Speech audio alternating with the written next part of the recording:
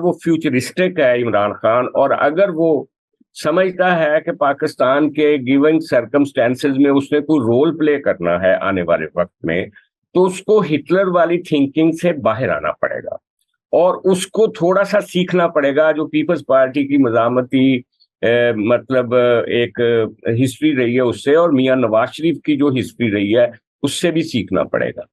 तो जब तक वो नहीं सीखेंगे, और दूसरी बात यह है कि हमारी एस्टेब्लिशमेंट को भी अब एनफ इज एनफ यार।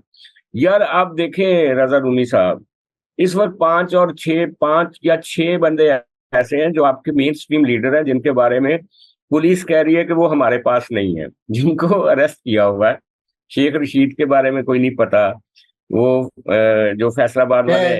बिल्कुल, हाँ मैं यही कह रहा था कि बहुत अच्छी बात हाँ आपने ये रेस कर दिया। मैं ये टॉपिक हाँ भी रेस करना चाहता था हाँ हाँ कि ये हाँ फजूल बात है। जी आप बात मुकम्मल करें, सॉरी। हाँ। तो और ये जो वो इफ्तिखार दुरानी है और बाकी लोग हैं यार, जब आपने सब लोगों पे मुकदमे चलाए हैं, और 9 मई वाले दिन जिन लोगों ने जिना हाउस पे जाके एक तरह से वो उसको तबाह बर्बाद किया, उन लोगों को अगर आपने अडयाला जेल में रखा हुआ है और उनका ट्रायल हो रहा है, तो यार इन लोगों का भी ट्रायल किसी ओपन कोर्ट में करवा दो, बजाय इसके कि आप एक ऐसे सवालिया निशानात पैदा कर दो। शेख रशीद से क्या निकालना है?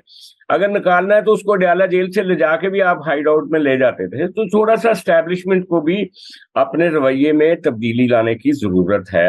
एजाज साहब, शेख रशीद, फरूख हबीब, दीगर लोग, देखिए इनको मिसिंग करने की क्या जरूरत है? मुकदमा तो ले आए कोर्ट में लाकर। ये तो तमाशा है कानून का। एक तो वो पंजाबी की कहावत है कि तू की जाने भूलिए मुझे नाल कली दिया शाना। और दूसरा दूसरा आप भी दोनों बहुत मासूम लोग हैं।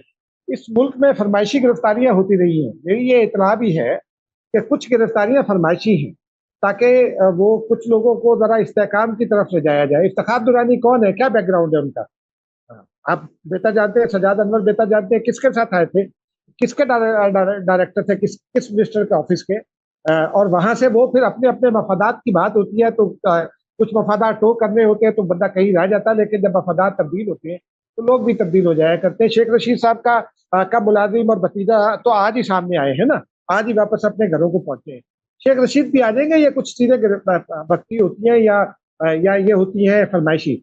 वो आमिर वसीम एक बात कर गया, इमरान वसीम माफ कीजिएगा, वो जनरल फैज के हवाले से आपको याद है मैंने अपने व्लॉग में ये खबर दी थी कि नवाज शरीफ पीछे हट जाएंगे उनके एहतसाब के मुतालबे से। लेकिन आपको एक और बात बता दूं, ये जो लोग वापस हो रहे हैं ना,